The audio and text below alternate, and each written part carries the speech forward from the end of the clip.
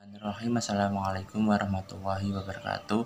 Kami dari kelompok 1 ingin mempresentasikan makalah kami yang berjudul Landasan Histori Pendidikan di Indonesia, yang meliputi yaitu Eni Riyatul Malika, Sultanifah Sukaimah, dan Zahrul Ramdhani. Yang pertama yaitu Indonesia, pendidikan Indonesia di masa kerajaan.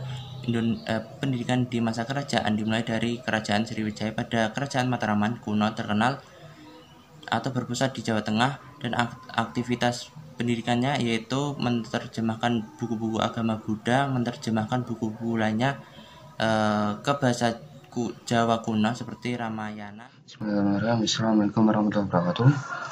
Di sini saya akan menjelaskan tentang pendidikan Indonesia di masa penjajahan bangsa Barat 350 tahun yang lalu. Dalam politik pendidikannya, Belanda tidak memperlihatkan demokratisasi di dalam pendidikan, karena tidak semua orang diberi kesempatan untuk mendapatkan pendidikan yang sama di sekolah. Lalu sistem yaitu yang pertama, pendidikan untuk golongan wibawahan atau rakyat biasa. Yang kedua yaitu pendidikan untuk golongan atas. Yang ketiga itu pendidikan untuk golongan bangsa Belanda. Jadi Belanda tidak mendapatkan suatu sistem lekol unik, suatu sistem kesatuan keseragaman sekolah dalam pendidikannya di Indonesia, bahkan menanamkan teori dikotomi sosial yang terkenal dengan politik Divide and Impera pada rakyat Indonesia. Dengan demikian menampaklah perbedaan yang tajam antara pekerja tangan, biasanya rakyat jelata, sebagai pekerja rendahan, dengan pekerja intelek. Sistem Osterlander Underwich atau OLO jenis sekolah secara berturut-turut sebagai berikut. Pada permulaan pada tahun 1850 didirikan sekolah kelas 1 yang lamanya 5 tahun dan diperuntukkan bagi anak-anak di lingkungan pemerintah dan ditempatkan di kota-kota karasidenan. Pada akhir abad ke-12 didirikan sekolah kelas 2 yang lamanya 4 tahun dan ditempatkan di kota-kota kabupaten. Pelajarannya berkisar sekitar membaca, menulis, bahasa daerah, dan bahasa yang lainnya.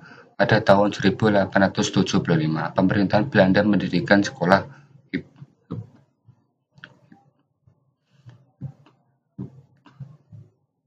Bamong Raja dan diterima menjadi murid-murid.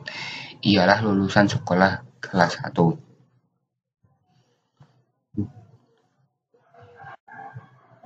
Pada abad ke-20 atau 1900, pemerintah Belanda mulai menaruh perhatian yang lebih luas tentang pendidikan dan ajaran bagi rakyat Indonesia. Maka pada tahun 1903 pendidikan dan pengajaran bagi rakyat umum atau rakyat jelata diperluas dengan memperbanyak sekolah kelas 2 secara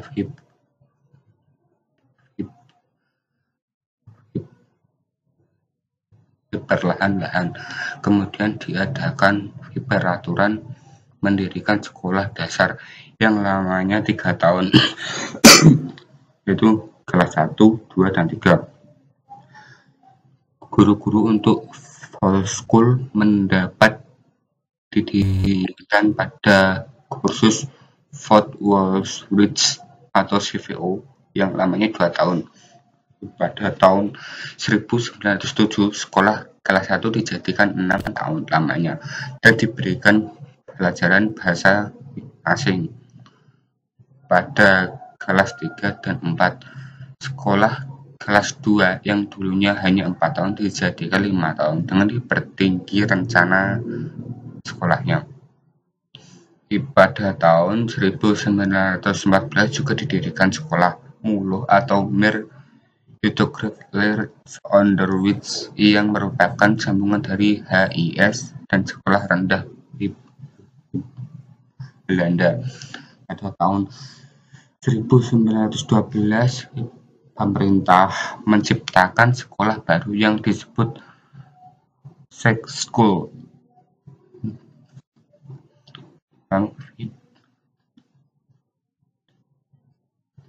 Dalam periode konsolidasi mengenai reaksi-reaksi terhadap pendidikan dan pengajaran kolonial Belanda, yaitu yang pertama Budi Utomo.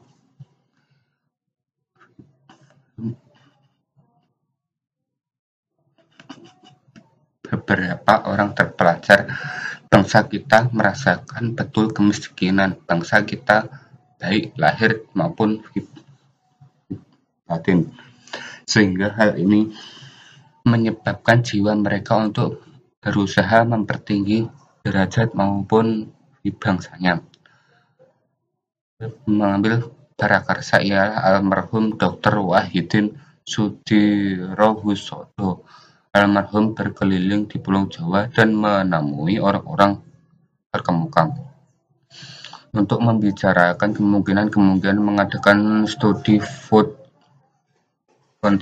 yang dapat memberi kesempatan kepada pemuda-pemuda pelajar untuk melanjutkan pendidikan dan pengajaran yang lebih tinggi lagi. Yayasan dan pergerakan Dr. Wahidin Sudirohusodo ini diterima baik oleh siswa ST Povia Sekolah Dasar Jawa, antara lain Dr. Sutomo dan Dr. Gunawan Mangkunkusumo, Dr. Suraji, dan lain sebagainya. Pengumpulan ini didirikan pada tahun 20 Mei tahun 1908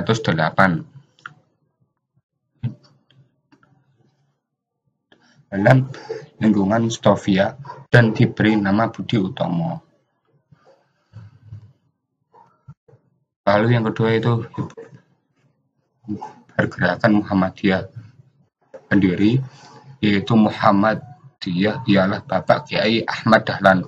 Cita-cita Kiai Haji Ahmad Dahlan sebagai seorang ulama adalah tegas, ialah hendak memperbaiki masyarakat Indonesia berlandaskan cita-cita agama Islam. Usaha-usahanya ditunjukkan kepada perbaikan kehidupan rakyat dengan cara memperbaiki hidup beragama. Jadi pergerakan Muhammadiyah menanamkan usaha-usahanya kepada perbaikan hidup beragama dengan amal-amal pendidikan dan sosial. Hal ini disebabkan adanya kerusakan kaum muslim. Yang ketiga itu perguruan nasional Hanam Indonesia. Bapak dan pencipta perguruan nasional ini yaitu dilahirkan di Yogyakarta pada tahun 2 Mei tahun 89 sebagai putra dari Pangeran Aryo Suryoningrat atau sebagai cucu dari Mangku Alam III. Jadi Ki Hajar Dewantara yang nama kecilnya itu Raden Mas Suwardi Suryoningrat adalah bangsawan dari Yogyakarta. Meskipun putra seorang bangsawan akan tetapi selalu bergaul dengan anak-anak rakyat miskin. Dasar pendidikan yang didirikannya pada tahun 1922 mempunyai senjata ampuh yang terkenal dengan istilah No Corporation dan Self-Help atau Self-Dropping System.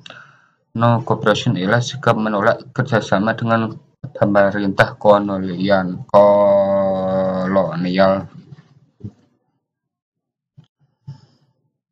Yang ketiga yaitu pendidikan di Indonesia pada zaman penjajahan Jepang pada tahun 1942 sampai 1945. Pada masa pemerintahan pendudukan Jepang di Indonesia, Jepang mengadakan perubahan-perubahan yang besar dengan menghapus berbagai pendidikan yang rendah berdasarkan golongan-golongan penduduk itu. Yang ada hanya satu jenis sekolah rendah untuk sekolah lapisan masyarakat yang disebut Shōgeigo atau sekolah rendah. Lama belajarnya yaitu 6 tahun. Selanjutnya adalah Ryugago atau sekolah menengah yang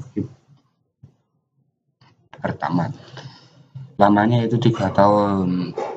Kotogaku dan sekolah pendidikan gurunya yaitu Yoin Yoguiso, sekolah guru B, lamanya 4 tahun. Dan Shihangaku atau sekolah guru atas.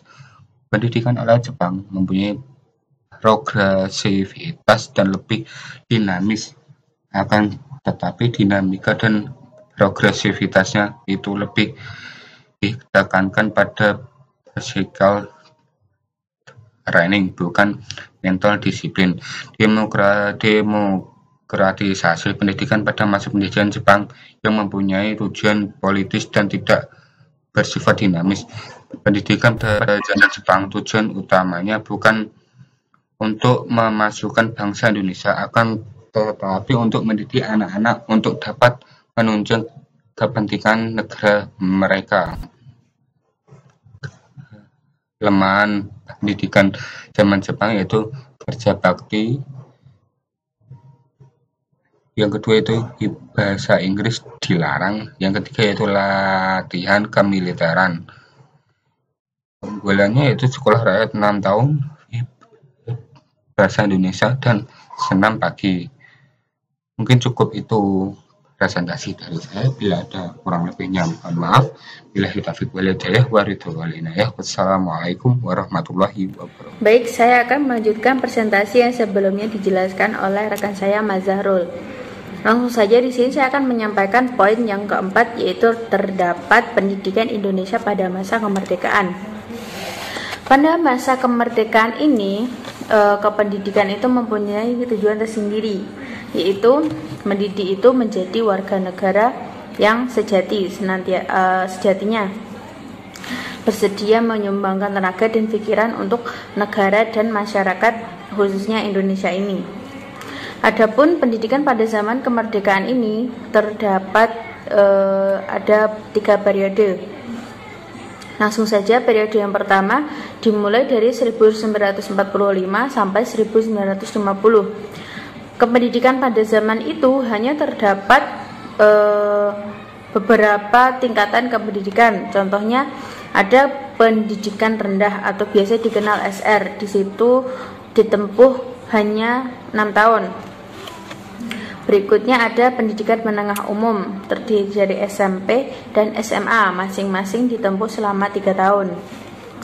Berikutnya ada periode 1950 sampai 1975. Nah, pada periode ini sudah dimulai atau muncullah beberapa tingkatan-tingkatan baru dan mempunyai banyak perkembangan yang terjadi.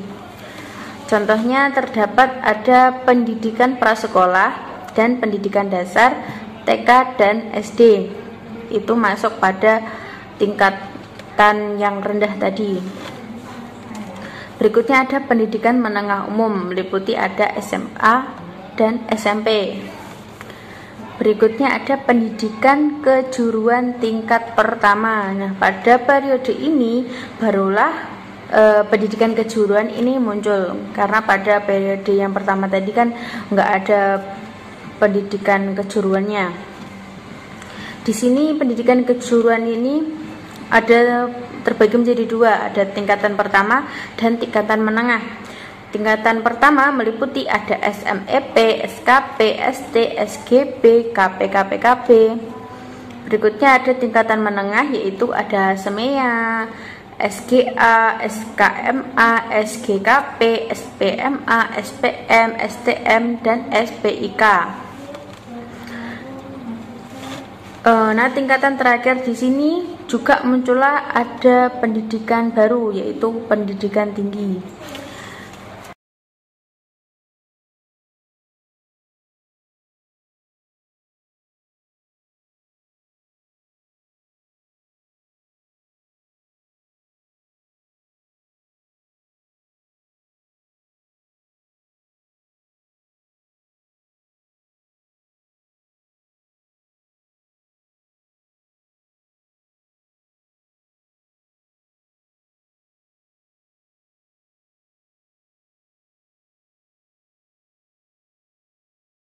Teknologi, Institut Pertanian, Institut Keguruan, dan sekolah tinggi maupun akademi.